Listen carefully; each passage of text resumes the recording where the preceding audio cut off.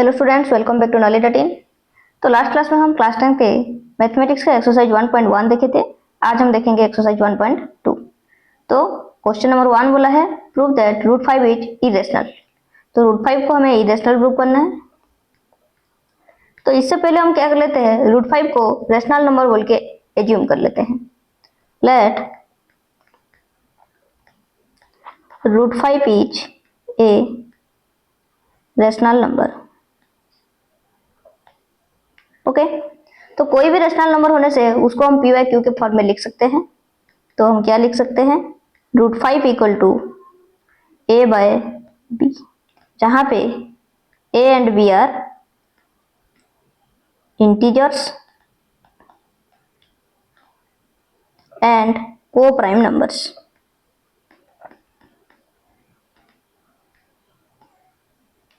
Okay, तो a B integers है और को प्राइम नंबर्स है। अभी क्या करेंगे, हम इसको क्रॉस मल्टीप्लीकेशन कर लेंगे। इसको इसके साथ मल्टीप्लाई, इसको इसके साथ मल्टीप्लाई। तो 1 इंटू ए करने से ए, रूट 5 इंटू बी करने से रूट 5 बी। तो a equal to root 5 b हो गया। अभी स्क्वायर कर लेते हैं दोनों साइड में। तो A square equal to root 5 B का स्क्वायर, स्क्वायरिंग बोथ साइड्स।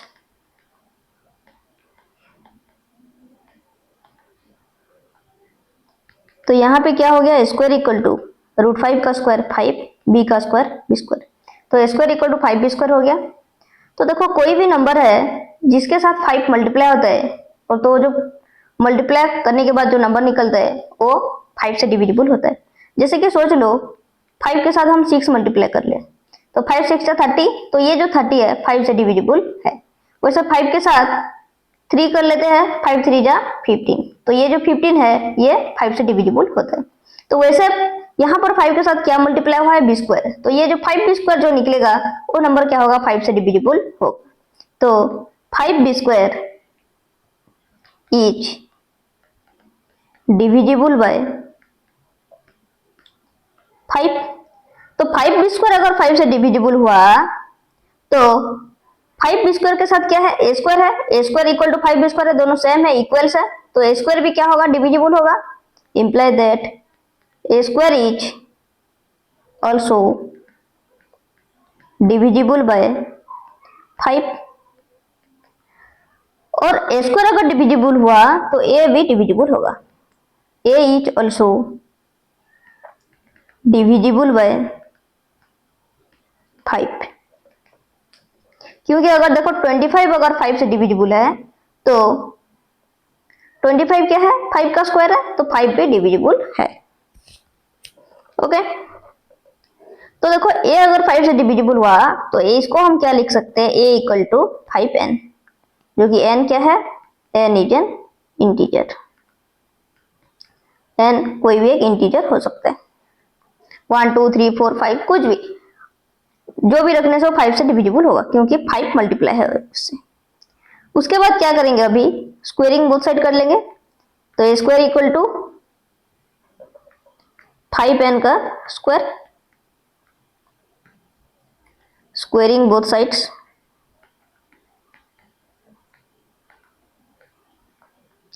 तो देखो, तो ए स्क्वायर इक्वल टू क्या हो गया, 5 का स्क्वायर हो गया 25, n का स्क्वायर हो गया n स्क्वायर, 25 n स्क्वायर। अभी देखो हमें मिला था A square equal to 5 B square, ये मिला था A square equal to 5 B square. तो ये जो स्क्वायर की जगह 5 बी स्क्वायर मिला है, इसको हम पुट कर देंगे ये स्क्वायर की जगह। तो 5 B square equal to 25 n square. Okay, putting the value of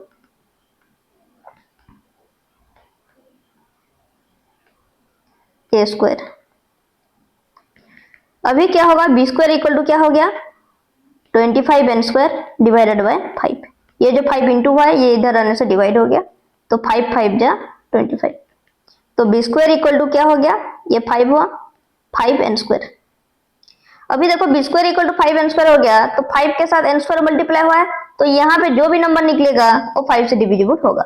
imply that 5 n square is divisible by 5। 5 n square अगर डिविजिबल हुआ तो 5n square equal to b square है, तो बी स्क्वायर भी डिविजिबल होगा। B square is also divisible by 5। B square हुआ तो b भी डिविजिबल होगा। B is also divisible by 5। तो यहां पे देखो बी भी 5 से डिविजिबल हुआ और ए भी 5 से डिविजिबल हुआ, दोनों 5 से डिविजिबल हो गए। ये ए भी डिविजिबल हुआ 5 से और बी भी डिविजिबल हुआ 5 से। तो अगर दोनों अगर डिविजिबल हो गया 5 से, तो ये जो कॉमन फैक्टर सिर्फ 1 होना चाहिए, क्योंकि ये दोनों को हम ए और बी को को प्राइम नंबर लिए थे। तो यहाँ पे क्या हो गया, 5 भी उसका एक कॉमन फैक्टर निकल गया। 5 अगर कॉमन फैक्टर हुआ तो यहाँ पर क्या हो गया, this means that A and B have 5 as a common factor।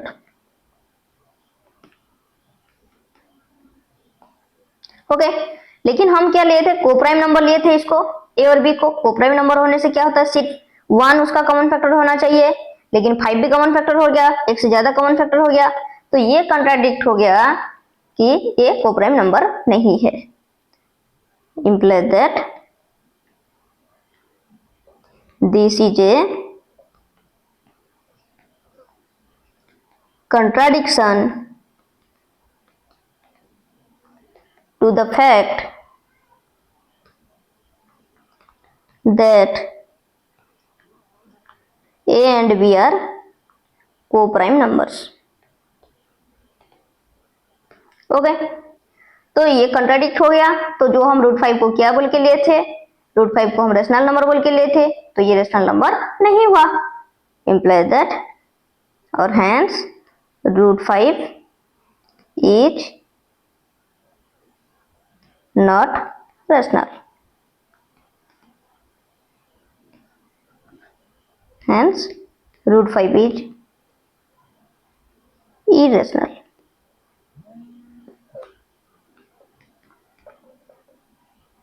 Okay, तो ये हो गया प्रूफ।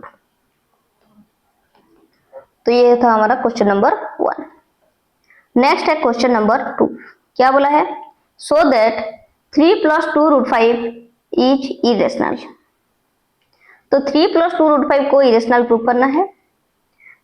तो इसको भी हम कैसे करेंगे, पहले 3 + 2 √5 को रेशनल बोल के मान लेते हैं।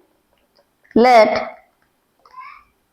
3 + 2 √5 इज रेशनल। तो रेशनल होने से हम इसको a/b फॉर्म में लिख सकते हैं। 3 + 2 √5 इक्वल टू a/b, जहां पे a और b इंटीजर्स है, a and b are integers and b is not equal to 0।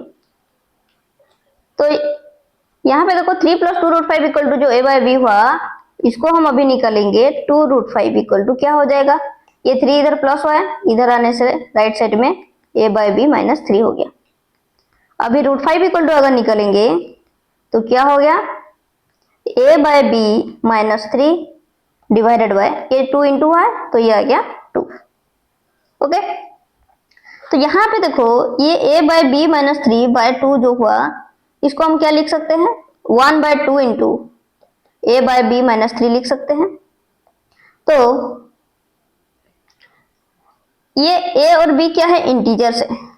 तो कोई भी नंबर लेंगे यहाँ पे तो -3 करेंगे और फिर इंटू 1/2 करेंगे, तो ये क्या होगा, एक रेशनल नंबर निकलेगा।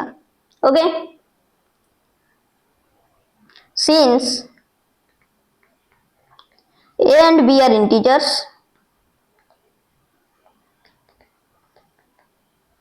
a और b इंटीजर्स है, तो a/b -3 क्या होगा, रेशनल नंबर निकलेगा। तो 1/2 into a/b -3 will be rational number. Okay,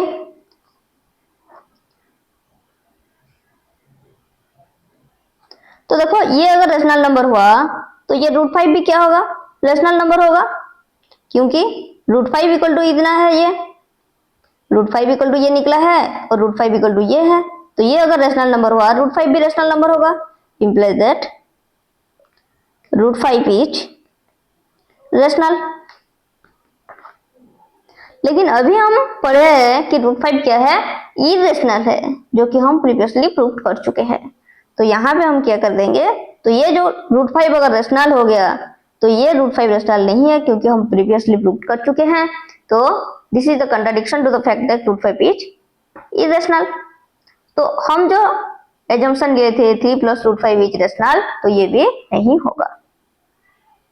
this contradicts the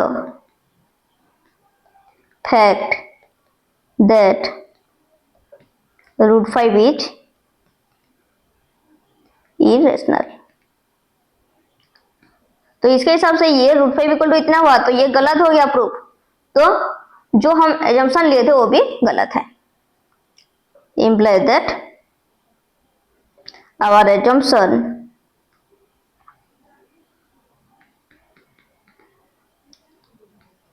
three plus two root five is rational इज false, therefore imply that 3 plus 2 root 5 is irrational। Okay, ये हो गया प्रूफ। तो ये था क्वेश्चन नंबर 2। नेक्स्ट आया क्वेश्चन नंबर 3। तो यहाँ पे बोला है prove that the following are irrational. तो ये सबको इरेशनल प्रूव करना है। तो पहले देखते हैं 1/√2।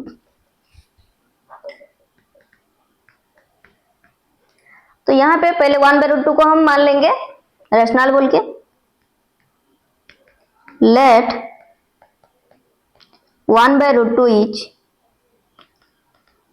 रेशनल। तो रेशनल हुआ तो क्या होगा, 1/√2 इक्वल टू a/b, जहां पे a and b are integers and b is not equal to 0।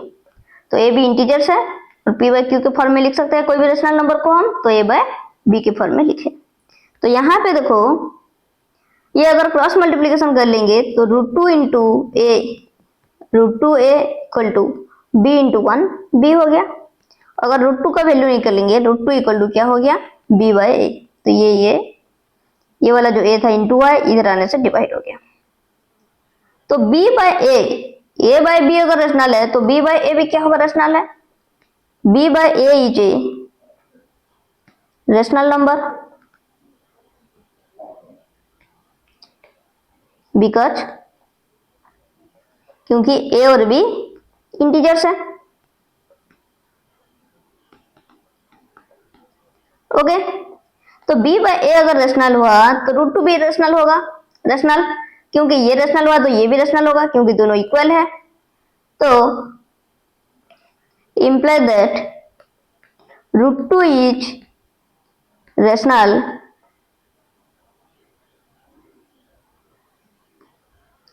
√2 is rational. लेकिन हम पढ़े हैं √2 इज इरेशनल, एग्जाम्पल में पढ़े हैं √2 इज इरेशनल। सो ये जो कंट्राडिक्शन है, ये कंट्राडिक्शन को ये फेल हो गया, फॉल्स हो गया।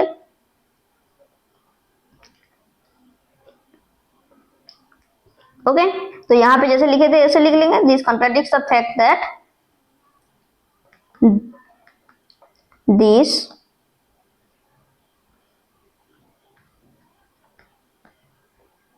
contradicts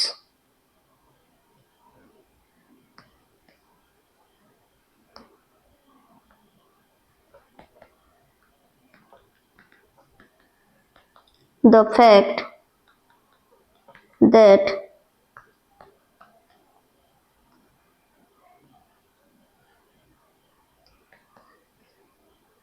√2 is irrational। ओके, तो √2 अगर इरेशनल हुआ तो ये जो हम लिए थे ये एजम्पशन हमारा गलत हो गया। ये दोनों तो इक्वल होना चाहिए, तो ये इरेशनल हुआ तो ये भी इरेशनल हुआ, लेकिन ये इरेशनल नहीं हो सकता, तो ये जो हम लिए थे एजम्पशन 1/√2 वो गलत हो गया। implies that our assumption is false and 1/√2 is irrational। Okay, तो ऐसे करके हम इसको प्रूव कर सकते हैं। ये था फर्स्ट बिट। तो सेकंड बिट क्या है? 7√5। ये भी सेम तरीके से करेंगे।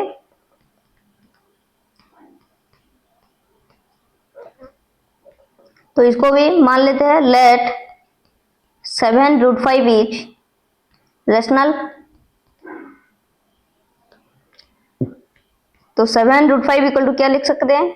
a/b, जहां पे a and b are integers and b is not equal to 0। तो यहाँ पे क्या होगा देखो, ये क्रॉस मल्टीप्लीकेशन कर लेंगे, तो a into 1 a, 7√5 into b करने से 7√5b। तो इसको उल्टा करके लिख देते हैं, 7√5b इक्वल टू a। तो √5 इक्वल टू क्या हो गया? a बाय, ये 7 इधर आ गया डिवाइड हो गया, ये b आ गया इधर डिवाइड हो गया, a बाय 7b। तो देखो a एक इंटीजर है, b एक इंटीजर है, और इसके साथ 7 मल्टीप्लाई हुआ है, तो ये a और b की जगह जो भी नंबर लेंगे इंटीजर्स है, तो जो भी नंबर लेंगे तो वो एक रेशनल नंबर निकलेगा। Since a and b are integers, since a and b are integers, a by 7b is rational। तो ये रेशनल नंबर निकलेगा। तो ये अगर रेशनल हुआ तो ये भी रेशनल होना चाहिए। Imply that √5 should be rational. तो √5 भी रेशनल होना चाहिए, लेकिन हम पढ़े √5 इरेशनल है। But this contradicts the fact that √5 is irrational। तो √5 irrational हो गया तो ये भी irrational हो जाएगा, लेकिन ये क्या है? रेशनल है। तो हम जो भी कुछ लिए थे वो सब फॉल्स है। Imply that our assumption that क्या लिए थे हम assumption करके? 7√5 को रेशनल बोल के लिए थे, तो ये 7√5 इज रेशनल इज फॉल्स। तो ये फॉल्स हो गया, हेंस तो क्या हो गया? 7√5 इज इरेशनल। ओके, तो ये हो गया प्रूफ। ओके, तो ये सेकंड बिट था। नेक्स्ट थर्ड बिट क्या है? क्वेश्चन 6 + √2। तो ये सेकंड नंबर जैसे करेंगे, ये जैसा था।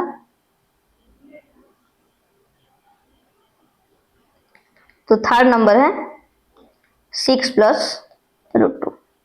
तो इसको भी ऐसे ही ले लेंगे, लेट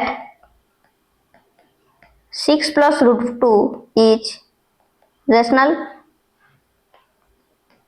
तो 6 + √2 इक्वल टू क्या हो गया? a/b, जहां पे a and b are integers and b is not equal to 0। तो अभी तो 6 + √2 इक्वल टू a/b हुआ, तो √2 इक्वल टू क्या होगा? a/b -6। ये 6 प्लस हुआ है तो इधर आने से -6 हो गया। तो देखो a/b इंटीजर्स है, तो a/b -6 करने से एक रेशनल नंबर निकलेगा। Since a and b are integers,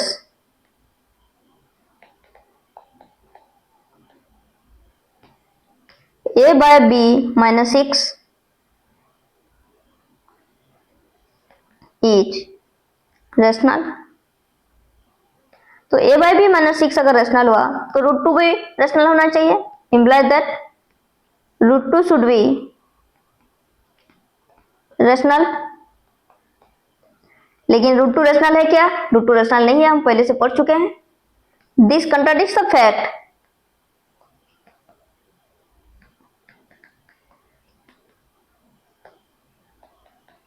that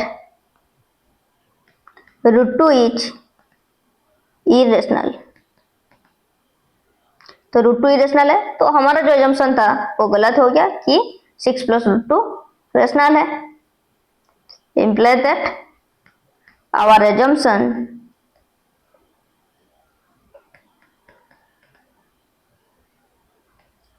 six plus root two is rational is false, imply that 6 plus root 2 is irrational। तो false हो गया, तो क्या हो गया? अभी irrational हो गया। तो ऐसे करके हम प्रूफ कर सकते हैं।